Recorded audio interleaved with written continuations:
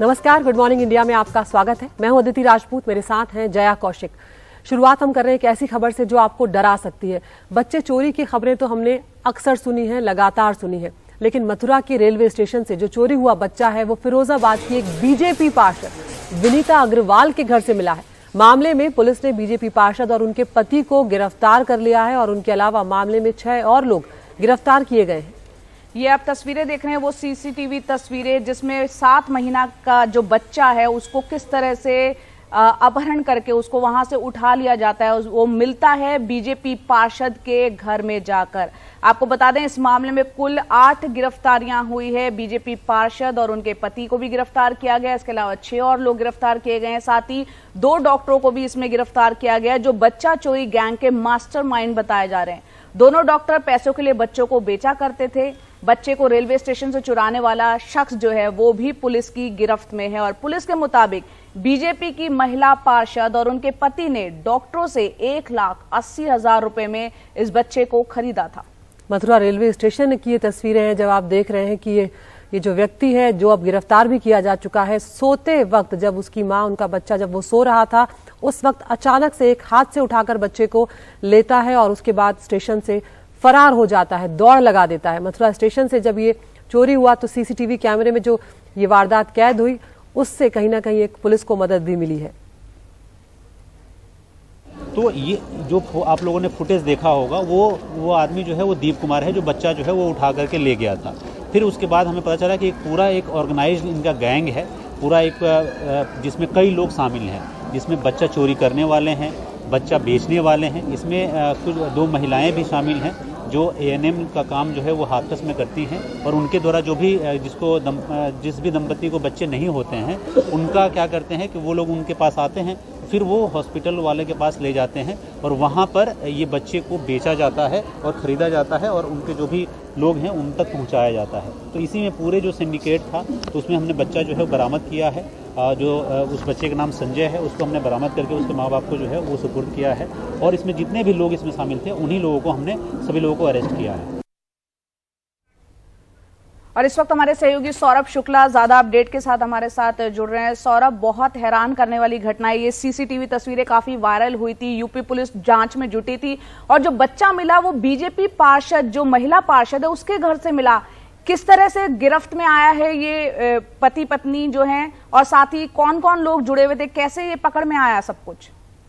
देखिए, सबसे पहले जब ये खबर मिली तो 24 अगस्त की एक घटना है। 24 अगस्त सुबह ये बच्चा चोरी किया गया। एक महिला मथुरा निवासी राधा नाम की है, वहां स्टेशन पे सो रही थी और जब सुबह उठी तो उसने अपना बच्चा अपने पास नहीं देखा। जब GRP से शिकायत करी इसकी तो उन्होंने CCTV फुटेज खंगाला और उसमें जो शख्स अभी नजर आ रहा है सीसीटीवी में बच्चा ले जाता हुआ, उसकी कौन है इसकी पहचान के लिए 6 टीमें बनाई GRP ने। हाथरस, कासगंज और तमाम जगहों पर जांच शुरू हो गई तो पता चला कि जो व्यक्ति है इसका नाम दीपू है और ये हाथरस का रहने वाला है। तो ये यहाँ से लीड मिली और उसके बाद GRP की टीम हाथरस पहुंची तो पता चला कि एक पूरा ऑर्गेनाइज सिंडिकेट है जो कि जिन लोगों को बच्चे नहीं होते हैं उनसे संपर्क करता है और इनसे पैसे लेकर के इनको बच्चे प्रोवाइड करते हैं। और कैसे करते हैं उसके लिए 3 टीमें हैं इनकी। एक बच्चा चुराती है, एक बच्चा वहां अस्पताल तक पहुंचाती थी, जो एक हाथरस में पता चला है कि एक अस्पताल चालक और उसकी पत्नी इसमें शामिल है, और उसके बाद फिर वो बच्चा आगे अस्पताल संचालक है वो आगे बेच देता था। तो इस मामले में भी विनीता अग्रवाल जो कि बीजेपी पार्षद है फिरोजाबाद से, इनके एक बेटी है और इनके बेटा नहीं था। इसकी चाह में विनीता अग्रवाल ने 1,80,000 रुपए दे करके इस बच्चे को खरीदा। तो पुलिस ने, GRP ने SOG की टीम की मदद से रविवार लगभग दोपहर 12 बजे जो कासगंज में इन्होंने लोग पकड़े, जो अस्पताल संचालक था, जो मास्टरमाइंड बता रहा था, उसकी जानकारी पर इन्होंने दबिश दी तो वहां पर ये बच्चा बरामद हुआ विनीता अग्रवाल के यहाँ। और जो 8 लोग गिरफ्तार हुए हैं उनके पास से 85,000 रुपए भी बरामद हुए हैं। इसके लिए विनीता अग्रवाल और उनके पति ने 1,80,000 रुपए दिए थे बच्चा खरीदने के लिए। तो फिलहाल इन सबको गिरफ्तार कर लिया गया है और आज कोर्ट में इनको पेश किया जाएगा। जया, बहुत बहुत शुक्रिया सौरभ इस तमाम जानकारी के लिए। तो जिन लोगों को गिरफ्तार किया गया है अब उन लोगों की कोर्ट में पेशी होगी और उम्मीद करते हैं कि ऐसे लोगों को सख्त सजा मिले ताकि ऐसी हरकतें दोबारा न की जाएं।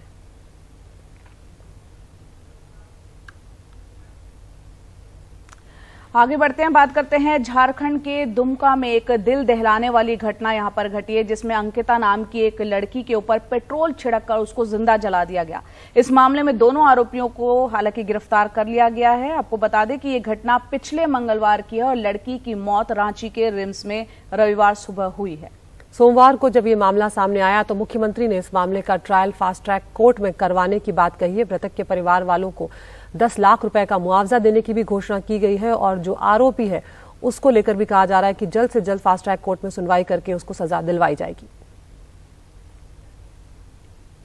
जैसे ही पापा रात को घर आए, पापा बोले ठीक है सुबह होगा तो देखते हैं, और सुबह 4 बजे आकर खिड़की से पेट्रोल फेंककर आग जलाकर भाग गया। पेट्रोल डब्बे में था, 2 लड़का था, एक छोटा था। हम खिड़की खोल के देखे थे। इलाज के लिए रांची लाने पर मीडिया से साफ साफ अपनी आपबीती बताई। हालांकि जीवन का जंग तो वो हार गई, लेकिन उनके पिता की अब केवल एक मांग है, फांसी की सजा होना चाहिए लड़का को। फांसी भी मेरे लिए कम है, मेरी बेटी तड़प के मरी है, गोदी में रिम्स हॉस्पिटल में तड़प के मरी है। कसम खा गई पापा उसको बचाने वाली कसम, पापा उसको छोड़िएगा नहीं। लेकिन इस घटना के कुछ घंटे के अंदर मुख्य आरोपी शाहरुख को पुलिस ने गिरफ्तारी तो किया, लेकिन दूसरा आरोपी छोटू सोमवार को पुलिस गिरफ्त में आया। लेकिन स्थानीय पुलिस ने प्राथमिकी में नाबालिग को बालिग घोषित कर दिया था, जिस पर विपक्ष अब आक्रामक है। कोई ऐसा जिला नहीं है जहां दिन प्रतिदिन हमारी बेटियों और महिलाओं के साथ इस सरकार में या तो बलात्कार होता है या सामूहिक या हत्या होता है। राज्य में आज आश्चर्यचकित होकर राज्य की जनता ये जानना चाहती है कि झारखंड में सरकार नाम का कोई चीज है क्या। और एक तरफ मुख्यमंत्री, उनके मंत्रिमंडल, उनके विधायक वोटिंग में सैर कर रहे हैं। हालांकि इस मामले की संवेदनशीलता को देखते हुए मुख्यमंत्री हेमंत सोरेन ने एक साथ कई घोषणा की। ये घटना निश्चित रूप से काफी हृदय विदारक है और इसमें कानून अपना काम कर रहा है। और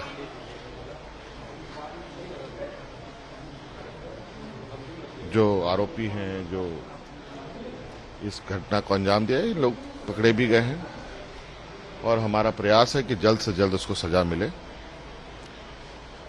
और ऐसी घटनाओं के लिए समाज में कोई जगह नहीं। चूंकि ये मामला 2 संप्रदाय के बीच का है, इसलिए आने वाले दिनों में इस मुद्दे पर राजनीति और तेज होगी। दुमका से कैमरामैन हरिवंश के साथ मनीष कुमार, एनडीटीवी इंडिया के लिए। आगे बढ़ते हैं। बीजेपी नेता सोनाली फोगाट की मौत के मामले में गोवा पुलिस की एक टीम अब हरियाणा पहुंचने वाली है। आज इस टीम में 4 पुलिस वाले होंगे। ये टीम सोनाली फोगाट के परिवार वालों से पैसा और प्रॉपर्टी के बारे में जानकारी जुटाएगी।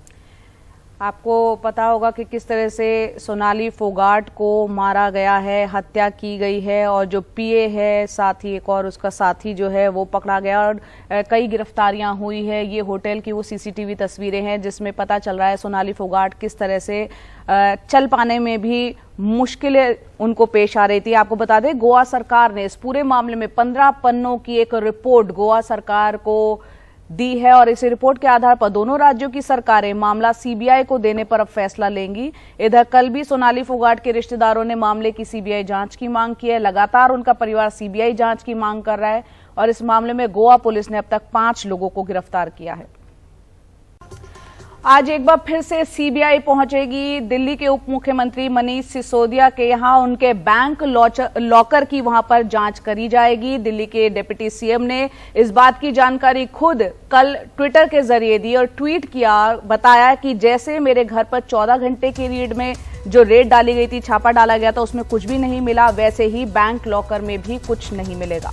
19 अगस्त को सीबीआई ने मनीष सिसोदिया के घर समेत 31 जगहों पर छापेमारी की थी और ये दिल्ली की आबकारी नीति घोटाला के मामले में की गई है। शरद शर्मा हमारे साथ जुड़ गए हैं, हमारे सहयोगी। शरद, यहाँ पर ये जो मामला है ये भी आबकारी नीति से जुड़ा हुआ ही है, क्योंकि मनीष सिसोदिया अपने ट्वीट में ये कह रहे हैं उन्हें उस वक्त भी कुछ नहीं मिला था और उन्हें अब भी कुछ नहीं मिलने वाला है। बिल्कुल, ये उसी जुड़ा हुआ मामला है। असल में पहले घर पर और दफ्तर पर रेड हुई है, उसके बाद अब बैंक लॉकर जो है उसको खंगालेगी सीबीआई। होता यह है अदिति, सब लोग जानते हैं कि जैसे हमारा कोई बैंक लॉकर होता है तो जो नियम होते हैं उसके मुताबिक जब तक हम नहीं जाएंगे फिजिकली बैंक में, तब तक बहुत एक्सट्रीम कंडीशन ना हो तब तक वो बैंक लॉकर जो है खोला नहीं जा सकता। तो इसीलिए जो सीबीआई है वो पहले आज मनीष सिसोदिया के घर पर आएगी और उनको वहां से लेकर जाएंगे और जहां पर उनका अकाउंट है, जहां पर बैंक लॉकर है, वहां पर उनको साथ में ले जाया जाएगा और जो बैंक लॉकर उनका है उसको सीबीआई खंगालेगी और देखेगी कि उसके अंदर क्या क्या रखा हुआ है। अगर उसको कुछ ऐसा लगता है कि आपत्तिजनक है तो वो उसको जब्त कर सकती है और अगर लगता है कि सब कुछ ठीक है तो जैसा अभी है, जैसा कि हमने घर में भी देखा था, बहुत ज्यादा कुछ जब्त नहीं हुआ था, वैसी स्थिति जो है फिर यहाँ पर भी देखने को मिल सकती है। शरद, यहाँ पर क्योंकि 19 तारीख को ये रेड पड़ी थी घर पर और बाकी जगहों पर और 14 घंटे की रेड थी, कुछ बरामद नहीं हुआ। मनीष सिसोदिया खुद कह रहे हैं बैंक लॉकर की जांच होगी, लेकिन जो नियम कायदे आप भी बता रहे हैं कि जब तक बंदा खुद मौजूद ना हो तो कोई लॉकर को एक्सेस नहीं कर सकता। तो इस 15 दिन के पीरियड में क्या वो लॉकर सील कर दिया गया था सीबीआई की तरफ से या 15 दिन के बीच में उस लॉकर को एक्सेस नहीं किया गया, इस बात की कोई जानकारी? नहीं, सील करने की ऐसी कोई जानकारी नहीं है, लेकिन हाँ ये जरूर है कि जब सीबीआई जाएगी तो वो ये देखेगी कि पिछली बार ये जो बैंक लॉकर है इसको कब खोला गया था। मनीष सिसोदिया या उनके परिवार का कोई सदस्य या उनकी पत्नी, आमतौर पे हस्बैंड वाइफ जो हैं वो उसके अधिकारी होते हैं कि वो जाकर बैंक लॉकर खोल सकते हैं। क्या पिछले कुछ दिनों में ये बैंक लॉकर खोला गया है और अगर खोला गया है तो कब खोला गया है? क्या ये उस तारीख के आसपास है जब ये एलजी ने इस मामले की जांच जो है सीबीआई को भेज दी थी? तो इसके आधार पर सीबीआई ये सब कुछ देखेगी और फिर जो है अपना जो केस है उसको वो आगे बढ़ाएगी। तो इसीलिए ये अभी असेसमेंट मुश्किल है कि क्या इस दौरान कुछ मनीष सिसोदिया ने उसमें ऑपरेट किया, नहीं किया, या सीबीआई ने सीज करने जैसी या सील करने जैसी अभी कोई जानकारी नहीं है। जया जी, शरद आप हमारे साथ बने रहें क्योंकि दिल्ली में धरना प्रदर्शन का दौर भी चल रहा है। अपने दर्शकों को हम बता दें कि धरना प्रदर्शन की राजनीति यहाँ पर जारी है और कल की रात दिल्ली सरकार और विपक्ष दोनों के विधायक जो हैं खुले आसमान के नीचे उन्होंने बिताई, रात भर धरना दिया। आम आदमी पार्टी के विधायक जहां महात्मा गांधी की मूर्ति के नीचे गद्दे लगाकर सोए हुए नजर आए, वहीं बीजेपी के विधायक भगत सिंह, सुखदेव, राजगुरु की प्रतिमा के नीचे गद्दे लगाकर सोए नजर आए। तो धरना प्रदर्शन की राजनीति साफ तौर पर इन दो तस्वीरों के जरिए आप देख सकते हैं। और काफी गंभीर आरोप बीजेपी और आम आदमी पार्टी एक दूसरे पर लगा रहे हैं। अब आम आदमी पार्टी के जो विधायक हैं वो उपराज्यपाल विनय सक्सेना पर बड़े आरोप लगा रहे हैं। शरद के पास हम सीधा चलते हैं। शरद, रात भर से जो धरने की तस्वीरें आती रही, आप भी देर रात तक वहां पर मौजूद रहे, इस वक्त क्या स्थिति है और आम आदमी पार्टी जो उपराज्यपाल पर आरोप लगा रही है उसके बारे में भी बताएं। देखिए, मैं विधानसभा में ही हूं। सबसे पहले आपको दिखाता हूं कि जो रात में गद्दे लगे थे, गद्दे फिलहाल अभी यही हैं, लेकिन क्योंकि ये देखिए गद्दे आपको दिखाई दे रहे हैं, ये मच्छरदानी दिखाई दे रही है, ये एक कूलर दिखाई दे रहा है जिसमें पानी नहीं है, रात में भी इसमें पानी नहीं दिखाई दिया, मच्छर ना लगे इसलिए यहाँ पर ये सब इंतजाम किया गया था। अब क्योंकि धूप ज्यादा हो गई है तो आम आदमी पार्टी के विधायक यहाँ से उठकर थोड़ी छांव में आकर बैठ गए हैं, लेकिन इनका आप गेटअप देखेंगे, कपड़े देखेंगे तो आपको समझ में आएगा कि जैसे हम लोग या ये लोग सुबह में अपने घर पर होते होंगे। ठीक उसी तरह से यहाँ पर भी विधानसभा के अंदर इस समय बैठे हुए हैं। सुबह की मंत्रणा चल रही है क्योंकि अभी विधानसभा शुरू होने में कुछ समय है। सौरभ भारद्वाज हैं हमारे साथ में, आम आदमी पार्टी के विधायक हैं, प्रवक्ता हैं। सौरभ जी, रात कैसी गुजरी है यहाँ पर? देखिए, रात तो अच्छी गुजरी। हमारे साथियों ने काफ़ी जो है यहाँ पे देशभक्ति के गाने गाए। दिलीप भाई और हमारे रोहित भाई हैं, वो गिटार विटार भी बजा रहे थे। बहुत बढ़िया आनंद आया और पुराने समय की याद आई, आंदोलन के टाइम की याद आई हमें। 8 साल आपको विधायक के तौर पे हो गए, पर सत्ता पक्ष में रहते हुए इस तरह का आपको कोई खुले आसमान के नीचे सोना पड़ेगा, कभी आपने सोचा था? हाँ, नहीं, इस पार्टी में तो सोचा हुआ था कि ऐसा भी होगा। हाँ, मगर दिल्ली की जो स्थिति है वो विचित्र इसलिए है क्योंकि यहाँ पे हम सत्ता में तो हैं, बट यहाँ पे हम कोई जांच नहीं करा सकते किसी की। वो जांच के जितने भी हमारी पावर्स थी वो समय समय पे जो केंद्र सरकार ने हमसे छीन रखी हैं। हाँ। तो जांच अगर हमें करानी पड़ती है तो उसके लिए तो हमें आंदोलन ही करना पड़ता है, केंद्र सरकार से ही जो है हमें मांग करनी पड़ती है कि इसकी जांच कराएं। तो आज भी जो कल मुद्दा आप लोगों ने उठाया हुआ था, आज भी यही उठा रहेगा या फिर कुछ और है आज एजेंडा में आपके? देखिए, आज वही बात है जो दुर्गेश भाई ने उठाई है बात, शरद, और उसी के साथ सारे साथी जो है वो खड़े हुए हैं कि अगर खादी के वक्त इतनी बड़ी घटना हुई है जिसके हेड कैशियर्स ने लिखित तौर पे एविडेंस दिया है कि हम पे दबाव बना के नोटों को बदलवाया गया और उनको कहा गया ये पैसा जो है उस वक्त के चेयरमैन साहब का है जो कि एलजी साहब है हमारे आज, तो उसकी जांच होनी चाहिए, उसमें गिरफ्तारी होनी चाहिए। जी आप कुछ करिए। शरद, मेरा एक सवाल है, आप सौरभ से पूछिए कि जब आरोपों के घेरे में दिल्ली सरकार घिरी हुई है, कई तरह के आरोप लग रहे हैं, तो नोटबंदी के दौरान यहाँ पर उपराज्यपाल उस वक्त वहां खादी ग्रामोद्योग आयोग के अध्यक्ष थे और बताया जा रहा है काले पैसे को सफेद पैसे में किस तरीके से कन्वर्ट करने में उनको आरोप लग रहे, तो ये मामला तब क्यों नहीं उठाया? अब जब आरोपों में खुद सरकार घिरी हुई है, अब इस मुद्दे को क्यों उठाया जा रहा है? जया पूछ रही हैं कि ये मामला तो नोटबंदी का है, 2016 2017 जब नोटबंदी हुई थी, ये आपने तब क्यों उठाया जब आप लोग घिरे हुए हैं? एक्साइज पॉलिसी में भ्रष्टाचार का आरोप बीजेपी ने लगाया है, क्लासरूम निर्माण में घोटाले का आरोप बीजेपी ने लगाया है, तब अचानक से आपको ये क्यों याद आया कि नोटबंदी के समय ऐसा कोई कथित घोटाला हुआ था? देखिए, जब ये घोटाला हुआ था तब तो हम जानते भी नहीं थे विनय सक्सेना कौन है।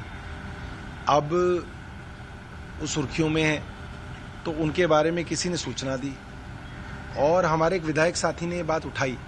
तो ऐसा नहीं है कि हमें 2016 में पता चल गया था और हमने तब इससे इनको बचाया हुआ है और आज हम इनके खिलाफ हैं। हमें जब पता चली, हमने कहा कि भाई इतने बड़े संवैधानिक पद पे अगर कोई आदमी है और उसके ऊपर इतने बड़े सीरियस एलिगेशन है तो उन एलिगेशंस की जांच होनी चाहिए। अगर ये कोई साधारण आदमी होते, दिल्ली के नहीं अगर हरियाणा के उपराज्यपाल होते तो हमें कोई फर्क नहीं था कि हरियाणा के गवर्नर हैं या केरल के गवर्नर हैं, मगर ये तो दिल्ली के एलजी हैं जिनके अंदर जो है सारी दिल्ली की जांच एजेंसियां आती हैं, पुलिस आती है, डीडी आती है, तो इस मामले के अंदर तो दूध का दूध पानी का पानी होना चाहिए। ठीक है जी जया।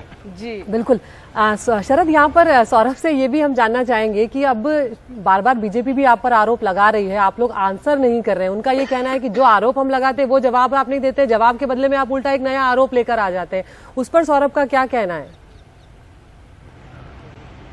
सौरभ, अदिति ये पूछ रही हैं कि बीजेपी आरोप लगा रही है कि वो जो आरोप आपके ऊपर लगाते हैं आप उसका जवाब तो देते नहीं हैं। एक्साइज की बात वो करते हैं, आप एजुकेशन की बात शुरू कर देते हैं, वो एजुकेशन की लेके आते हैं बात, आप जो है एलजी पर अटैक कर देते हैं, तो सीधे आप जवाब क्यों नहीं दे रहे हैं, ये पूछ रही हैं। देखिए, पहली बात तो ये है कि ना बीजेपी का हर प्रवक्ता ना अपने आप को सीबीआई समझने लगा है। उनको लगता है कि हम इनसे सवाल पूछें और हम कहें हाँ माई बाप आप हमारा जवाब सुनो। ये क्या है? सीबीआई जांच कर रही है तो सीबीआई को जवाब देंगे या भारतीय जनता पार्टी के प्रवक्ताओं को हम जवाब देंगे? हम उन्हें जवाब नहीं देंगे। सीबीआई ने जो सवाल पूछे डिपार्टमेंट से सबको जवाब दिया गया। मनीष जी के घर आए, उनको पूरा कॉपरेट किया गया। आज वो लॉकर देखने जा रहे हैं, कॉपरेट कर रहे हैं। हम हर जांच में कॉपरेट कर रहे हैं और हम ये नहीं कह रहे कि आप एक्साइज की जांच बंद कर दो, आप स्कूलों की जांच बंद कर दो। हम तो कह रहे हैं आपको जो जांच करनी है आप करो, मगर उसके साथ ये जो मामला खादी का आया इसकी भी जांच करो। हम ये नहीं कह रहे हमारी बंद कर दो, हमारी तो करते रहो, आप ये भी जांच कर लो। लेकिन आप लीगल लड़ाई का जवाब राजनीति की लड़ाई से तो दे ही रहे हैं। नहीं, लीगल लड़ाई का जवाब तो लीगली दिया जाए। केस कर रहे हैं तो आप जो है मोर्चा खोल रहे हैं और गुजरात में बड़े पैमाने पे कैंपेन शुरू कर दिया आपने, मनीष जी को ले गए वहां पर। देखिए, पहले नहीं गए थे मनीष जी वहां पर। देखिए, अगर आप किसी राजनीतिक दल को परेशान करेंगे तो राजनीतिक दल की जो जवाबदेही है वो तो जनता के प्रति है। हम जनता को तो बताएंगे कि हम आप लोगों के काम कर रहे थे, हम आप लोगों के स्कूल बना रहे थे, मोहल्ला क्लिनिक बना रहे थे, इसलिए आज हमारे पीछे ये लोग पड़ गए। ये तो हम बताएंगे, ये तो हमारा हक है और हमारी जिम्मेदारी है। ठीक है जी रीति। बिल्कुल शरद, बहुत बहुत शुक्रिया। आपके पास हम आते रहेंगे और जिस तरह से ये धरना अभी चल रहा है, लग भी नहीं रहा है कि फिलहाल अगले कुछ घंटों ये उठने वाले हैं। अब बीजेपी का भी हम देखेंगे कि क्या प्रतिक्रिया यहाँ पर निकल कर आती है। शुक्रिया शरद, आपके पास हम लौटेंगे। तो वीर सावरकर पर एक जो नया चैप्टर आया है, कर्नाटक की 8वीं कक्षा की कन्नड़ भाषा की पाठ्य पुस्तक में, उसको लेकर विवाद हो गया। इस चैप्टर के मुताबिक सावरकर अंडमान जेल से बुलबुल के पंखों पर बैठकर अपनी मातृभूमि यानी भारत आया करते थे और बीजेपी उस पर सफाई भी दे रही है। बीजेपी कह रही है कि वो सावरकर के कल्पना की उड़ान थी। कांग्रेस का कहना है कि वो सत्ता में आते ही ऐसी बेतुकी बातों को पाठ्यक्रम से बिल्कुल हटा देंगे। इस पर देखते हैं हमारे सहयोगी निहाल किदवई की रिपोर्ट। कर्नाटक के सरकारी स्कूलों में अगले सत्र से पहले विवाद खड़ा हो गया है। विवाद 8वीं की कन्नड़ा भाषा की पुस्तक के एक चैप्टर को लेकर खड़ा हुआ है। यहां लिखा है कि अंडमान निकोबार की जेल में जहां सावरकर को रखा गया वहां कोठरी में छेद भी नहीं था। बुलबुल पक्षी वहां आते और उसके पंखों पर बैठकर सावरकर मातृभूमि यानी भारत की यात्रा पर आते थे। बीजेपी के मुताबिक बेवजह विवाद खड़ा किया जा रहा है। ये लेखक के कल्पना की उड़ान है। सावरकर भारतीयों से मनोवैज्ञानिक तरीके से जुड़े थे। सावरकर जी कवि थे, उनका भावना प्रकट किए। बुलबुल पक्षी के साथ उन्हें भावना प्रकट किए, उन्हें भारतीयों के साथ संपर्क साधन किए भावना के वजह से। ये साइंटिफिक नहीं है, ये मनोविज्ञान के जैसे आप सोच सकता है। भावना से आप हर जगह में जा सकता है, हर जगह में। सावरकर को लेकर कर्नाटक में इन दिनों काफी विवाद चल रहा है। कहीं सावरकर के पोस्टर हटाए गए तो कहीं इसको लेकर सांप्रदायिक तनाव बढ़ा। अब बुलबुल पर बैठकर उड़ने का विवाद। जिन लोगों ने यह पाठ्यक्रम तैयार किया है उनके मुताबिक बुलबुल पर बैठकर मातृभूमि यात्रा अपनी बात कहने का एक तरीका है।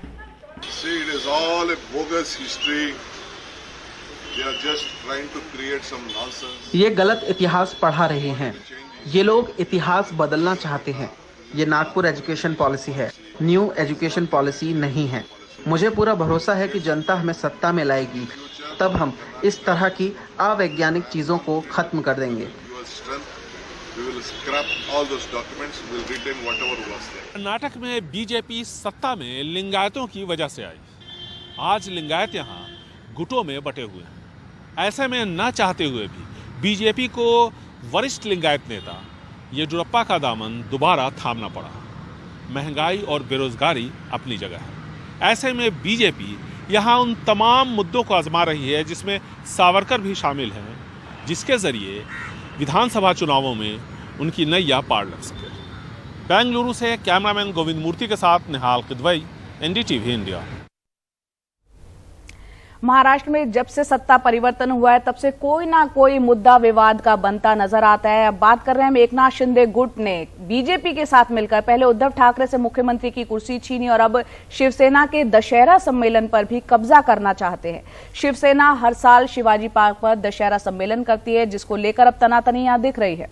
बिल्कुल, इस बारे में पार्टी ने अर्जी देकर इजाजत मांगी है, लेकिन बीएमसी और पुलिस ने अभी तक कोई इजाजत नहीं दी है। इस बीच एकनाथ शिंदे गुट ने भी इस पर गोलमाल कर अपनी बात को उलझाए रखा है। तो यह मामला जो है वो आमने सामने का आ चुका है। इस बार दशहरा रैली के लिए शिवसेना को शिवाजी पार्क मिलना मुश्किल नजर आ रहा है। दादर में शिवाजी पार्क और शिवाजी पार्क में शिवसेना की दशहरा रैली का पार्टी में एक अहम स्थान है। शिवसेना 56 साल से शिवाजी पार्क पर दशहरा रैली करती आ रही है, लेकिन इस बार राज्य सरकार और बीएमसी में सत्ता नहीं होने की वजह से मामला गड़बड़ लग रहा है। खबर है कि शिवसेना का एकनाथ शिंदे गुट खुद शिवाजी पार्क पर दशहरा रैली कर शिवसेना को एक और बड़ा झटका देने की कोशिश में है। आज तक तो ऐसी कोई बात नहीं हुई है, लेकिन बाबा साहब के विचारों पे चलना है। जो परंपराएं उन्होंने चालू की थी, उन परंपराओं को कायम रखना है। ये भी शिवसेना होने की वजह से उनकी जिम्मेदारी है और वो इस जिम्मेदारी से परे नहीं हटेंगे। 2 साल दशहरा नहीं हो पाया कोरोना की वजह से, दशहरा रैली नहीं हो पाई यहाँ पर कोरोना की वजह से। लेकिन इस बार जिस तरह से एकनाथ शिंदे गुट ने बगावत करके उद्धव ठाकरे से मुख्यमंत्री की कुर्सी छीनी, उसके बाद जो है कि शिवसेना को एक अच्छा मौका है यहाँ पर बड़ी दशहरा रैली करके अपनी ताकत दिखाने का और अपनी पार्टी में फिर से नई जान फूंकने का। पर यही एक समस्या हो गई है। शिवसेना की तरफ से बीएमसी में इस मैदान के लिए पत्र तो दे दिया गया है, लेकिन अभी तक बीएमसी ने उसे इजाज़त नहीं दी है। इससे एक नया कयास पैदा हो गया है और कयास ये लगाया जा रहा है कि एकनाथ शिंदे गुट भी यहाँ पर अपनी रैली करके दशहरा के दिन अपनी ताकत दिखाना चाह रहा है। इसीलिए अब ये सवाल पैदा हो गया है कि आखिर इस शिवाजी पार्क पर रैली, दशहरा रैली होगी तो किसकी होगी। लेकिन इस बार अर्जी देने के बाद भी बीएमसी ने अब तक शिवसेना को दशहरा रैली की इजाजत नहीं दी है। शिवसेनेचा म्हणजे आमचाच होणार, शिवसेनेचाच होणार। असली शिवसेना की यानी हमारी दशहरा रैली मुंबई के शिवाजी पार्क में ही होगी। राज्य भर से शिव सैनिक इस रैली के लिए पहुंचेंगे। सरकार अनुमति देगी नहीं देगी ये तकनीकी बातें हैं। हम नहीं जानते कोई रैली कर रहा है या नहीं कर रहा, हमें कोई फर्क नहीं पड़ता। दसऱ्याला होणार, शिवतीर्थावरतीच होणार। खुद मुख्यमंत्री एकनाथ शिंदे हालांकि अभी चुप्पी साधे हुए हैं, लेकिन उनके नेताओं की तरफ से गोलमोल जवाब से शिवाजी पार्क शिवसेना उद्धव ठाकरे और एकनाथ शिंदे गुट के बीच राजनीतिक जोर आजमाइश का नया अखाड़ा बनता दिख रहा है। शिवाजी पार्क पे दशहरा रैली पर कब्जा करके अगर वो ये साबित कर देते हैं कि सबसे ज्यादा शिवसैनिक हमारी रैली में थे, तो आगे चल के जो हमारा जो दल बदल कानून है उसमें सबसे बड़ी यही बात कही गई है कि पार्टी का जब विघटन हो जाता है तो वो मूल रूप से होना चाहिए, जमीन से लेके ऊपर सारी जो रचना है उसमें विभाजन होना चाहिए। और इस प्रयास में मुझे लगता है वो दिखा देंगे कि शिवसेना की रैली नहीं हो पाई, दशहरा रैली, और हमने जो रैली लेने की, और मुझे लगता है कि बिल्कुल मुख्यमंत्री का जो गुट है शिवसेना का वो अपनी रैली लेगा। शिवसेना उद्धव ठाकरे और एकनाथ शिंदे गुट के बीच जारी असली नकली शिवसेना के संघर्ष के बीच ही अब एक नया सवाल खड़ा हो गया कि इस बार शिवाजी पार्क पर दशहरा रैली किसकी होगी। मुंबई से कैमरामैन अशोक महाडिक साथ सुनील सिंह, एनडीटीवी इंडिया के लिए। आगे बढ़ते हैं। पूर्वी लद्दाख में भारत चीन के बीच जारी सैन्य गतिरोध के बीच विदेश मंत्री एस जयशंकर ने एक बड़ा बयान दिया है। उन्होंने पड़ोसी देश से दो टूक कहा कि सीमा के हालात ही भारत और चीन के संबंधों की स्थिति को तय करेंगे। उन्होंने कहा कि एशिया का अधिकांश भविष्य इस बात पर निर्भर करता है कि आने वाले वक्त में भारत और चीन के बीच संबंध कैसे विकसित होते हैं। आपको बता दें, विदेश मंत्री एस जयशंकर ने साफ किया कि सीमा की स्थिति ही संबंधों की स्थिति का निर्धारण करेगी। उन्होंने कहा कि गतिरोध खत्म करने के लिए दोनों देशों के बीच बातचीत हो रही है, लेकिन अब तक की बातचीत गतिरोध खत्म करने में विफल रही है। पहले भी एस जयशंकर खुले मंच पर चीन पर समझौते का पालन नहीं करने का आरोप लगा चुके हैं। Much of the future of Asia depends on how relations between India and China develop in the foreseeable future. For ties to return to a positive trajectory and remain sustainable, they must be based on the three mutuals: mutual sensitivity, mutual respect, and mutual interest. Their current status is, of course, well known to all of you. I can only reiterate that the state of the border will determine the state of the relationship. Good morning India में एक बार फिर से आपका स्वागत है। मथुरा के railway station से चोरी हुआ बच्चा फिरोजाबाद की एक बीजेपी पार्षद विनीता अग्रवाल के घर से मिला। मामले में पुलिस ने बीजेपी पार्षद और उसके पति को गिरफ्तार कर लिया है। इसके अलावा इस मामले में 6 और लोग गिरफ्तार किए गए। साथ ही 2 डॉक्टरों को भी गिरफ्तार किया गया है जो बच्चा चोरी गैंग के मास्टरमाइंड बताए जा रहे हैं। यही वो सीसीटीवी तस्वीरें हैं जिससे कहीं ना कहीं सुराग मिला। सोती हुई मां थी, बच्चा भी सो रहा था और इस बीच में एक व्यक्ति आता है और बच्चे को एक हाथ से उठाकर इस तरह से दौड़ लगा देता है।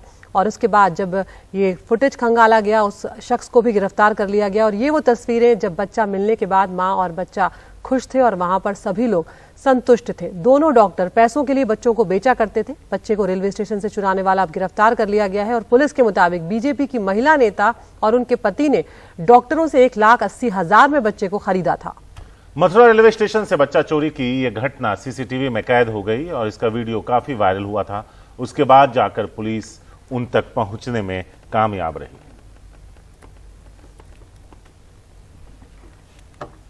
तो ये जो आप लोगों ने फुटेज देखा होगा वो आदमी जो है वो दीप कुमार है, जो बच्चा जो है वो उठा करके ले गया था।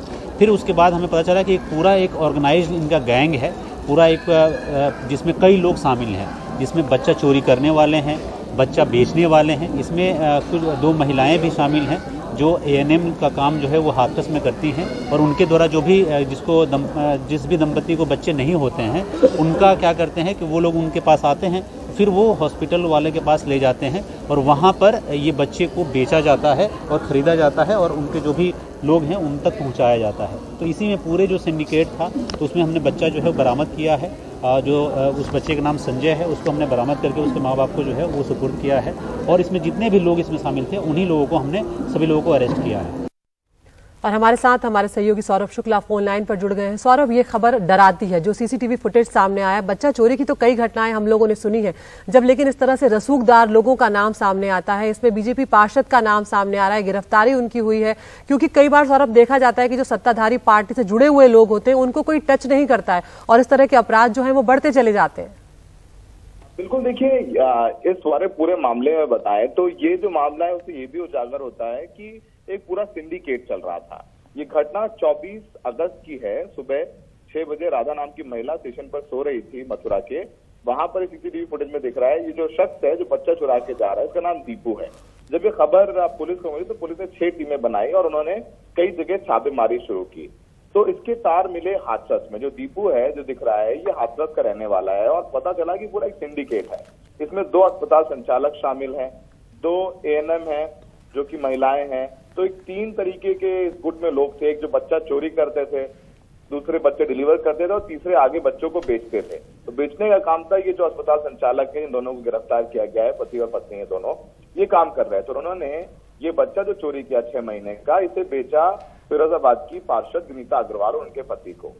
और जब दीपू पुलिस की गिरफ्त में आया, उसने मुखबरी की और उसकी निशानदेही पे रविवार दोपहर 12 बजे पुलिस ने छापेमारी की विनीता अग्रवाल के यहाँ पर और वहां से इस बच्चे को बरामद किया। विनीता अग्रवाल के एक बेटी है और बेटे की चाह में उन्होंने 1,80,000 रुपए में ये बच्चा खरीदा था। तो आरोपियों के पास से 85,000 रुपए भी बरामद हुए हैं। तो इस पूरे मामले में किडनैपिंग की धारा सहित तमाम क्रिमिनल कॉन्स्पिरेसी की धारा लगाई गई है और इन सब लोगों को जेल भेज दिया गया है। लेकिन पुलिस इस मामले में निशानदेही पर और भी छापेमारी कर रही है, क्योंकि इन लोगों ने और भी कई जगह से बच्चे चुरा करके आगे बेचे हैं। तो एक बड़ा सिंडिकेट है जिसको पुलिस और अभी आगे खोलेगी और भी कुछ आगे हो सकता है। बड़े नाम भी सामने आए क्योंकि लगातार ये मामले बढ़ते जा रहे थे और इसमें विनीता अग्रवाल को गिरफ्तार कर लिया गया है। सौरभ, अक्सर ये देखा गया है जो निसंतान दंपत्ति होते हैं वो ये रास्ता अख्तियार करते हैं और इसलिए इस तरह के अपराध में इजाफा भी नजर आता है हर गुजरते दिन के साथ। बिल्कुल सही कह रहे हैं। इस पूरे मामले में भी निसंतान तो नहीं थे, इनकी बेटी थी, लेकिन इनको बेटे की चाह थी। तो इसलिए उन्होंने स्पेसिफिकली कहा था कि उनको बेटा चाहिए और चुरा के उन्होंने ये बेटा इनको दिया गया। उन्होंने बच्चा खरीदा। जाहिर सी बात है कि ये जो अस्पताल संचालक हैं दोनों, वो ऐसे ही पति पत्नियों के संपर्क में रहते थे जिनके संतान नहीं है, ताकि इनको अच्छे पैसे भी मिले और इनके संपर्क भी बने रहे। तो ये लोगों की कमजोरी का फायदा उठा करके उसके नाक के नीचे ये पूरा काला धंधा कर रहे थे। शुक्रिया सौरभ। इस पूरी एक बात और जो सौरभ जो बता रहे हैं कि वो निसंतान नहीं थे, उनकी बेटी थी, तो एक मानसिकता की भी बात है। आपकी बेटी थी पहले ही, लेकिन आपको बेटे की चाह थी। और दूसरा यहाँ पर एक बड़ा सवाल ये भी उठता है कि आपके पास अडॉप्शन की भी, गोद लेने की भी काफी विकल्प होता है। बहुत लंबी है, इसलिए लेकिन बावजूद उसके आप चोरी का रास्ता अपनाएं, बहुत बड़ी बात हो जाती है। अब आगे बढ़ रहे हैं, झारखंड की बात करते हैं, जहां पर दुमका में दिल दहला देने वाली घटना हुई है, जिसमें अंकिता नाम की लड़की के ऊपर पेट्रोल छिड़ककर उसे जिंदा जला दिया गया।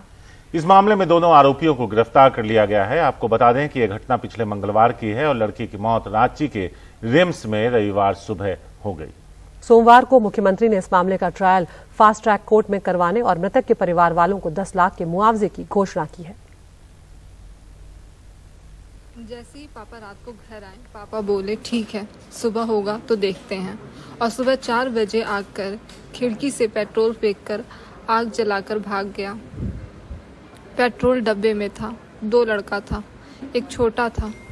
हम खिड़की खोल के देखे थे।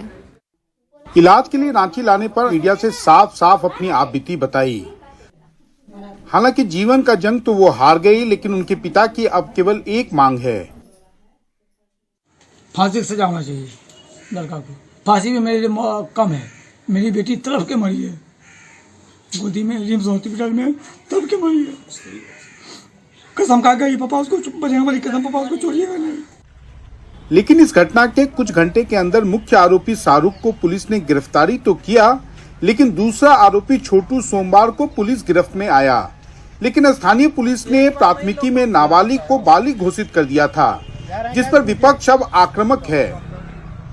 कोई ऐसा जिला नहीं है जहां दिन प्रतिदिन हमारी बेटियों और महिलाओं के साथ इस सरकार में या तो बलात्कार होता है या सामूहिक या हत्या होता है। राज्य में आज आश्चर्यचकित होकर राज्य की जनता ये जानना चाहती है कि झारखंड में सरकार नाम का कोई चीज है क्या।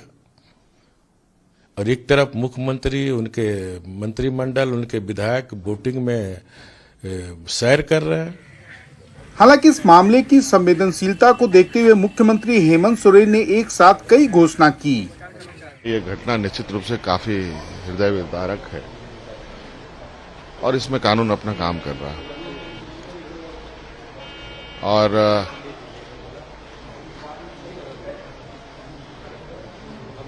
जो आरोपी हैं, जो इस घटना को अंजाम दिया, ये लोग पकड़े भी गए हैं और हमारा प्रयास है कि जल्द से जल्द उसको सजा मिले। और ऐसे घटनाओं के लिए समाज में कोई जगह नहीं। चूंकि ये मामला दो संप्रदाय के बीच का है, इसलिए आने वाले दिनों में इस मुद्दे पर राजनीति और तेज होगी। दुमका से कैमरामैन हरिवंश के साथ मनीष कुमार, एनडीटीवी इंडिया के लिए। बीजेपी नेता सोनाली फोगाट की मौत के मामले में गोवा पुलिस की एक टीम आज हरियाणा आएगी। इस टीम में 4 पुलिस वाले होंगे। टीम सोनाली फोगाट के परिवार वालों से पैसों और प्रॉपर्टी के बारे में जानकारी जुटाएगी। इस बीच गोवा पुलिस ने इस मामले में 15 पन्नों की एक रिपोर्ट गोवा सरकार को सौंप दी है और इसी रिपोर्ट के आधार पर दोनों राज्यों की सरकारें मामला सीबीआई को देने का फैसला लेने जा रही हैं। इधर कल भी सोनाली फोगाट के रिश्तेदारों ने मामले की जांच सीबीआई से कराने की मांग की और खुद हरियाणा के मुख्यमंत्री भी ये सिफारिश कर चुके हैं गोवा के मुख्यमंत्री से और उस बात को आगे बढ़ाया भी जा चुका है। इस मामले में गोवा पुलिस ने अब तक 5 लोगों को गिरफ्तार किया है। 2 सीसीटीवी फुटेज इस पूरे मामले में सामने आए हैं, जिसमें एक में उनका पीए, सोनाली फोगाट का पीए सुधीर सांगवान उन्हें जबरदस्ती कुछ पिलाता हुआ नजर आ रहा है और दूसरी तस्वीरों में वो उसके बाद की तस्वीर है जब वो लड़खड़ाती हुई उन्हें सुधीर सांगवान संभाले हुए हैं और उन्हें लेकर जा रहा है। तो देखो, सुधीर से इन्वेस्टिगेशन करेगी गोवा पुलिस, वो अपने आप ही बता देगा कौन कौन इसमें किसका हाथ है किसका हाथ नहीं है। वो सुधीर जब सख्ती से पेश आएगी उससे तो अपने आप कबूल कर लेगा। वो पुलिस से हम पूरी तरह संतुष्ट हैं। गोवा पुलिस अपना अच्छी तरीके से काम जारी है गोवा पुलिस का, और हमें आशा है कि मतलब गोवा पुलिस उससे बड़े बड़े खुलासे कर पाएगी और वो सुधीर सांगवान से सख्ती से पेश आने के बाद सुधीर सांगवान सारे मतलब उनके सामने सारे राज उगल देगा। इस केस में सारा हल निकल जाएगा, मतलब सारा मतलब जो उसने सुधीर ने किया है वो सब कुछ मतलब कबूल कर लेगा। सीबीआई जांच उसको सख्ती से पेश आएगी। सीबीआई जो है, सीबीआई के आने के बाद इसमें अहम भूमिका हो जाती है और वो सुधीर सांगवान अपने सारे पत्ते खोल देगा। उसके बाद कौन इसमें है कौन नहीं है, किसका हाथ है किसका नहीं है। और अब दिल्ली की बात करते हैं, जहां पर सीबीआई मनीष सिसोदिया के बैंक लॉकर की जांच आज 11 बजे करेगी। दिल्ली के डिप्टी सीएम मनीष सिसोदिया ने इस बात की जानकारी ट्वीट करके दी है और सीबीआई की जो गाजियाबाद के वसुंधरा सेक्टर 4 की पंजाब नेशनल बैंक की ब्रांच है उसके लॉकर की भी जांच करेगी। जांच के वक्त सिसोदिया और उनकी पत्नी भी मौजूद रहेंगी। सिसोदिया ने ट्वीट कर बताया कि जैसे मेरे घर पर 14 घंटे की रेड में कुछ नहीं मिला, वैसे ही बैंक लॉकर में भी कुछ नहीं मिलेगा। आपको बता दें कि 19 अगस्त को सीबीआई ने मनीष सिसोदिया समेत 31 जगहों पर उनके घर के अलावा छापेमारी की थी। ये छापेमारी दिल्ली आबकारी नीति घोटाले मामले में हुई थी। और ये मनीष सिसोदिया का ट्वीट आपको दिखा रहे हैं, जिसमें उन्होंने लिखा है कि सीबीआई हमारा बैंक लॉकर देखने आ रही है। 19 अगस्त को मेरे घर पर 14 घंटों की रेड में कुछ नहीं मिला था, लॉकर में भी कुछ नहीं मिलेगा। सीबीआई का स्वागत है। जांच में मेरा और मेरे पूरे परिवार का सहयोग रहेगा।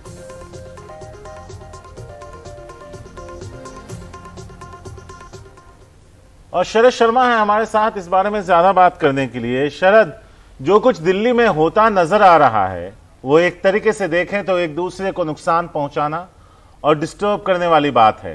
तो ऐसे में आज मनीष सिसोदिया काफी कॉन्फिडेंट नजर आ रहे हैं कि अगर लॉकर खोलना है तो खोलकर देख लीजिए, आपको मिलेगा कुछ नहीं। हाँ, और देखिए, जब सीबीआई जाएगी, जॉइंट इंस्पेक्शन होगा तो उसमें ये भी देखा जाएगा कि ये जो लॉकर है ये आखिरी बार कब खोला गया था, क्या जब ये खोला गया था उसका उस तारीख का, और जब सीबीआई जांच के आदेश जो हैं या सिफारिश उपराज्यपाल ने की थी उसके आसपास से इसका कोई लेना देना है या नहीं है, और बैंक लॉकर जो है उसमें क्या क्या मौजूद है। घर में तो ऐसा कुछ नहीं मिला, केवल मोबाइल फोन मनीष सिसोदिया का जब्त हुआ था, कुछ फाइलें जब्त हुई थी और कंप्यूटर जो है जब्त करके ले गए थे। उसमें कुछ एविडेंस के तौर पर या कुछ मेल मेल एक्सचेंज हुआ हो, उसको खंगालने की कोशिश सीबीआई की तरफ से हो सकती है। लेकिन इसके अलावा कुछ भी जब्त जो है, जिसे हम कहते हैं कि कैश जब्त हुआ हो या कुछ और गहने या गोल्ड कुछ जब्त हुआ हो, ऐसा कुछ घर से जब्त नहीं हुआ। तो इसके बाद अब कॉन्फिडेंट हैं कि आज जब वसुंधरा सेक्टर 4 गाजियाबाद में जो बैंक ब्रांच है, क्योंकि मनीष सिसोदिया जब पत्रकार हुआ करते थे और जब आंदोलन भी किया करते थे तो वहीं पर गाजियाबाद के वसुंधरा में ही रहा करते थे, तो वहीं पर इनकी ये बैंक ब्रांच है। तो यहीं पर 11 बजे सीबीआई की टीम मिलेगी और उनके सामने ही बैंक लॉकर जो है मनीष सिसोदिया अपना खोलेंगे और तब जो है सीबीआई देखेगी कि इसके अंदर क्या ऐसा हो सकता है जिसको वो जब्त करे या केवल इंस्पेक्शन करके और आगे अपनी रिपोर्ट बनाकर भेज दे। बिल्कुल शरद, बहुत बहुत शुक्रिया आपका इस तमाम जानकारी के लिए। तो जिस तरह से मनीष सिसोदिया के घर पर छापेमारी की बात आ रही है, इधर आम आदमी पार्टी भी लगातार जैसे ही खुद पर आरोप लग रहे हैं, एक बार फिर वो उपराज्यपाल पर आरोप लगाती हुई नजर आ रही है। आगे बढ़ते हैं। दिल्ली में धरना प्रदर्शन की राजनीति जारी है। कल की रात दिल्ली सरकार और विपक्ष दोनों के विधायकों ने खुले आसमान के नीचे रात बिताई और रात भर धरना दिया। आम आदमी पार्टी के विधायक जहां महात्मा गांधी की मूर्ति के नीचे गद्दे लगाकर सोए, वहीं बीजेपी के विधायक भगत सिंह, सुखदेव, राजगुरु के प्रतिमा के नीचे गद्दे लगाकर सोते नजर आए। आम आदमी पार्टी और बीजेपी दोनों एक दूसरे पर गंभीर आरोप लगा रहे हैं। आपके विधायकों ने उपराज्यपाल विनय सक्सेना पर खादी ग्रामोद्योग आयोग का अध्यक्ष रहते 1400 करोड़ के घोटाले का आरोप लगाते हुए उन्हें हटाने की मांग की, तो वहीं बीजेपी के विधायक दिल्ली सरकार के मंत्री मनीष सिसोदिया और सत्येंद्र जैन की बर्खास्तगी की मांग कर रहे हैं। आज विधानसभा में दुर्गेश पाठक जी ने बहुत गंभीर तथ्य सामने रखे हैं विनय कुमार सक्सेना जी द्वारा हुए भ्रष्टाचार के मामले में, कि जब वो केवीआईसी के चेयरमैन थे किस तरह से ब्लैक के पैसे को व्हाइट किया गया। तकरीबन 1400 करोड़ रुपए का घोटाला नोटबंदी के दौरान विनय कुमार सक्सेना जी पे आरोप लगा है। ये बहुत ही गंभीर मामला है। हमारी ये मांग है कि इस पर सीबीआई की जांच होनी चाहिए। दूसरा, ये क्लियर कट मनी लॉन्ड्रिंग का मामला है, तो इस पर ईडी की जांच होनी चाहिए, prevention of money laundering act में जांच होनी चाहिए, और जब तक जांच पूरी नहीं हो जाती है सक्सेना जी को अपने पद से इस्तीफा देना चाहिए। देखिए, बौखलाहट है उनकी, क्योंकि उनके भ्रष्टाचार पकड़े गए, चोरी पकड़ी गई और शिक्षा के मामले में बड़े बड़े क्लेम किए जा रहे थे, लेकिन सीवीसी की रिपोर्ट दबा ली 2.5 साल तक, जिसमें 34 पेज की हर लाइन में इनके भ्रष्टाचार को उजागर कर रही है सेंट्रल विजिलेंस कमीशन की रिपोर्ट। पिछले 10 दिन से हर रोज एक स्क्रिप्ट लिखते हैं जिसका कोई ना सिर पैर होता है, ना कोई एविडेंस होता है, ना कोई सच होता है। उसके पीछे की साजिश ये है कि जो भ्रष्टाचार के मामले उठ रहे हैं उनको या तो दबा दिया जाए या फिर लोगों का ध्यान जो है वो बांट दिया जाए। और दिल्ली विधानसभा में हमारे सहयोगी शरद शर्मा बने हुए हैं। शरद, बीजेपी के नेता जो हैं वो भी धरने पर बैठे हुए हैं, आम आदमी पार्टी के विधायक भी धरने पर बैठे हुए हैं, लेकिन बीजेपी तो सड़कों पर भी विरोध प्रदर्शन कर ही रही है, मुख्यमंत्री के निवास के बाहर भी विरोध प्रदर्शन कर रही है। तो फिर ऐसे में धरने का मकसद क्या है उनका धरना करने के पीछे? सरकार से जवाब मांगेंगे। अभी थोड़ी देर में हमारे सांसद जो दिल्ली से, देखिए ये है भगत सिंह, सुखदेव, राजगुरु की प्रतिमा। भगत सिंह जो कि इन दिनों आम आदमी पार्टी के आदर्श बने हुए हैं। आम आदमी पार्टी या दिल्ली सरकार या पंजाब सरकार, इन दोनों के दफ्तरों में भगत सिंह की प्रतिमा लग रही है और खूब आम आदमी पार्टी जो है भगत सिंह की बात कर रही है, इन दिनों उनकी शहादत का जिक्र कर रही है। लेकिन विधानसभा में भगत सिंह की प्रतिमा के नीचे बैठने का जो फैसला है वो बीजेपी विधायकों ने किया। जिस तरह से आम आदमी पार्टी के जो विधायक हैं उनकी रात गुजरी है खुले आसमान के नीचे, ठीक ऐसे ही ये बीजेपी विधायक हैं, इन्होंने भी खुले आसमान के नीचे रात गुजारी है। रामवीर सिंह बिदूड़िया मेरे साथ, जो कि नेता विपक्ष हैं दिल्ली विधानसभा में। सर, आप तो तैयार होके आ गए हैं, वैसे रात कैसी गुजरी है? लेकिन नहीं, पूरी रात हम लोग जागते रहे हैं और अभी बिल्कुल, क्योंकि मेरे ऑफिस बिल्कुल साथ में ही है, तैयार हुए हैं, फिर धरना पे बैठे हुए हैं। 11 बजे विधानसभा का सत्र होगा। हम विधानसभा को चलने नहीं देंगे। अरविंद केजरीवाल आपको चेतावनी दे रहे हैं। दिल्ली की सरकार ने हजारों करोड़ रुपए का शराब के ठेकेदारों के साथ मिलकर घोटाला किया। ये हम नहीं कह रहे हैं, ये उनके मातहत जो चीफ सेक्रेटरी है उन्होंने दिल्ली के ऑनरेबल एलजी को रिपोर्ट दी और उसके बाद इंक्वायरी ऑर्डर हुई। दिल्ली के डिप्टी चीफ मिनिस्टर सिसोदिया के खिलाफ एफआईआर दर्ज हुई है। तो आखिर ये इतना बड़ा घोटाला हुआ है उस पर चर्चा क्यों नहीं करवाना चाहते हैं? दिल्ली सरकार के स्कूल्स में जो रूम्स बनाए गए हैं, जो शौचालय बनाए गए हैं, कच्चे हैं। एक रूम के ऊपर 33 लाख रुपया खर्चा हुआ है, एक शौचालय के ऊपर 33 लाख रुपया खर्चा हुआ है। 5 स्टार होटल के शौचालय पर इतना पैसा खर्च नहीं होता है। यदि सीवीसी ने कहा है, अपनी रिपोर्ट 2020 में दे दी, जिसको अरविंद केजरीवाल की सरकार ने दबा के रखा, तो उस पर चर्चा क्यों नहीं हो रही है? ये भी 2000 करोड़ रुपए का घोटाला है। डीटीसी में हजारों करोड़ रुपए का घोटाला हुआ है। सीबीआई उसकी जांच कर रही है। अरविंद केजरीवाल चर्चा से क्यों भाग रहे हैं? दिल्ली जल बोर्ड में 58,000 करोड़ रुपए का घोटाला हुआ है। हम पूछ रहे हैं कि पिछले 7 सालों में वो एक भी वाटर ट्रीटमेंट प्लांट नहीं लगा पाए दिल्ली में, उसमें भी बड़ा भारी घोटाला हुआ है। अब जैसे आपने इतने सारे घोटाले गिनाए, अब वो भी आरोप लगा रहे हैं सीधा एलजी पर कि नोटबंदी के दौरान उन्होंने घोटाला कर दिया और इसकी सीबीआई जांच। जैसे आप कह रहे हैं कि जांच में डर क्या है, वो भी कह रहे हैं, और जैसे आप बैठे हैं ऐसे वो भी खुले आसमान के नीचे ही बैठे हैं। और ये नहीं समझ में आ रहा कि सरकार कौन है, विपक्ष कौन है, क्योंकि देश के स्तर पर वो विपक्ष हैं और देश के स्तर पर आप सरकार हैं, लेकिन दिल्ली में आप विपक्ष हैं, दिल्ली में वो सरकार है। देखिए, अगर शराब के ठेकेदारों के साथ मिलकर अरविंद केजरीवाल और उनके डिप्टी चीफ मिनिस्टर ने हजारों करोड़ रुपए का घोटाला किया है, तो उन्हीं के मातहत जो चीफ सेक्रेटरी हैं उन्होंने ही रिपोर्ट दी है कि घोटाला हुआ है, और तभी सिसोदिया के खिलाफ कार्रवाई शुरू हुई है। और यदि हम ये कह रहे हैं कि दिल्ली सरकार ने अपने स्कूल्स में जो कच्चे रूम्स बनाए हैं, शौचालय बनाए हैं, इस पर सीवीसी ने रिपोर्ट दी है।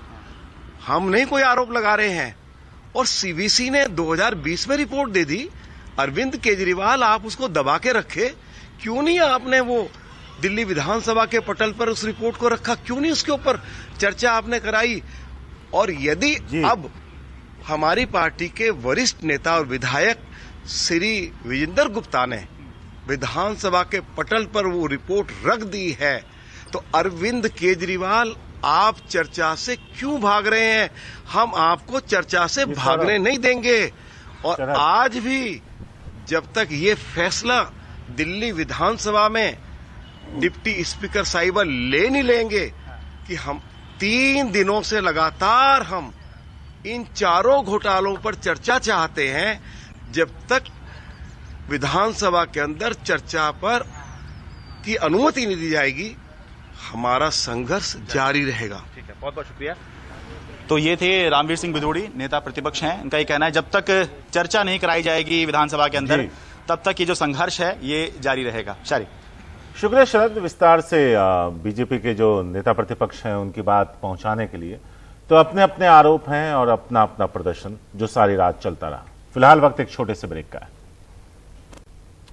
अपने विवादित बयानों की वजह से विवाद में रहने वाले एक्टर प्रोड्यूसर कमाल आर खान को गिरफ्तार किया गया है। एक विवादित ट्वीट को लेकर उनकी गिरफ्तारी हुई है।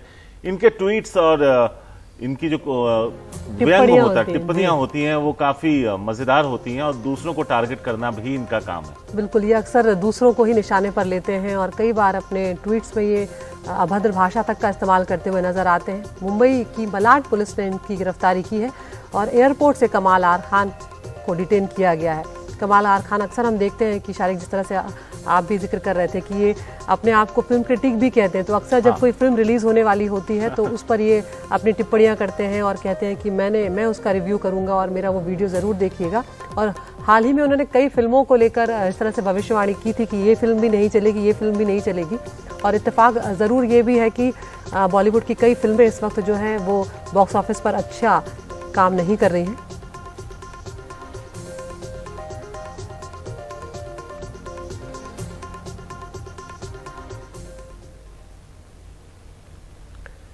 तो इस पर और खबर हम देंगे, लेकिन इस वक्त आगे बढ़ रहे हैं। छत्तीसगढ़ से एक खबर आ रही है। कोरिया जिले के रमदाहा वाटरफॉल पर पिकनिक मनाने पहुंचे एक ही परिवार के 7 लोग डूब गए हैं। इनमें से 6 की मौत हो गई है।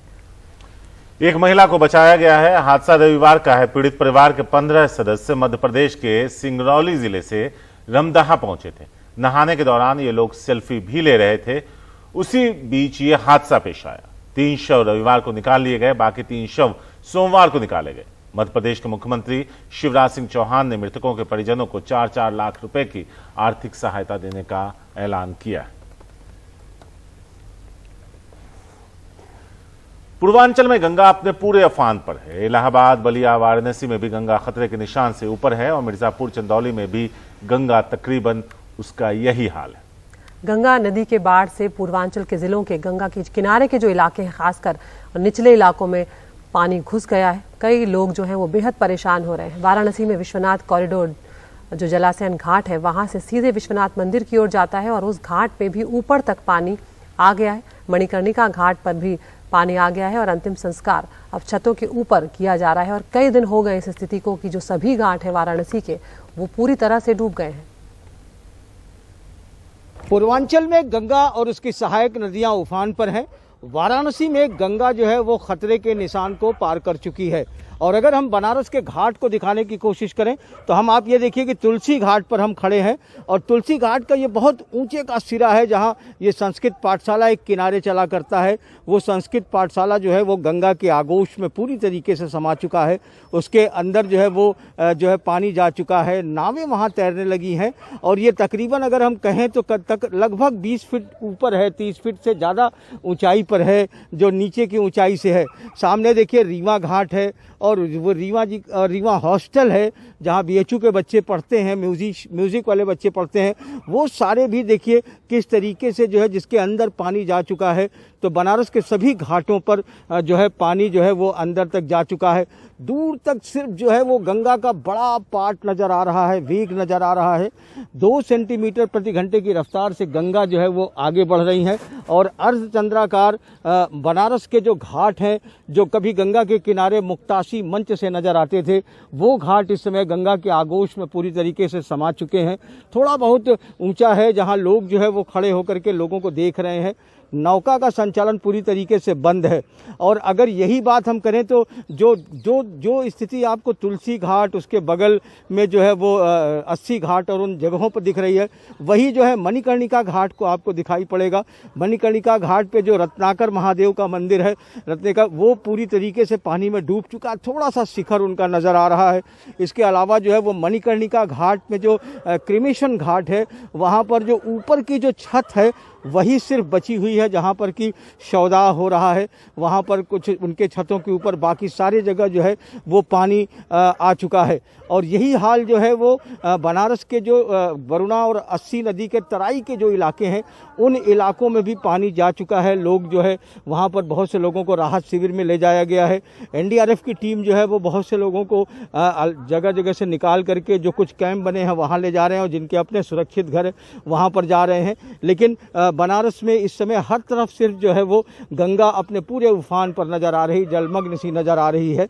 हम इस समय तुलसी घाट पर हैं जो लगभग एकदम ऊपर के लेवल तक जो है गंगा का पानी आ गया है और खतरे के निशान से ऊपर गंगा तो बह ही रही है। अगर हम इस तरफ दिखाएं तो जो एक बहुत 78 में जो बाढ़ आई थी, जो हाई फ्लड लेवल था 73 सेंटीमीटर के आसपास को जो था, उससे तकरीबन अभी गंगा जरूर नीचे है। लेकिन लगभग जो है धीरे धीरे अगर यही रफ्तार रही, बढ़ती रही, तो 2-3 दिनों में वो उस स्थिति तक भी गंगा पहुंच सकती है जिससे कि काफ़ी ज़्यादा पानी जो है लोगों के जो तराई इलाके हैं उनके घरों में जा सकते हैं। तो बाढ़ का जो पानी है अगर इसी तरीके से और बढ़ता रहा तो आने दिनों वाले समय में जो निचले इलाके हैं, जो वरुणा और अस्सी नदी के, वहाँ पर जरूर ये दिक्कतें और परेशानी होगी। हालांकि प्रशासन लगा है, NDRF की टीम लोगों को निकालने में भी जुटी हुई है। तो ये सारी प्रक्रियाएँ हो रही हैं। वाराणसी के तुलसी घाट से पुरुषोत्तम के साथ अजय सिंह, NDTV इंडिया। और अब वक्त हो गया है टॉप 5 का। पिछले 2 घंटों में हमने आपको तमाम खबरें दिखाई हैं और आप उसमें से चुन सकते हैं अपनी पसंद की खबर। तो पहली खबर है मथुरा से, जहां पे BJP पार्षद पर बच्चा चोरी का आरोप लगा है और इस मामले में 8 लोगों को गिरफ्तार किया गया है, जिसमें 2 डॉक्टर दंपति भी शामिल हैं।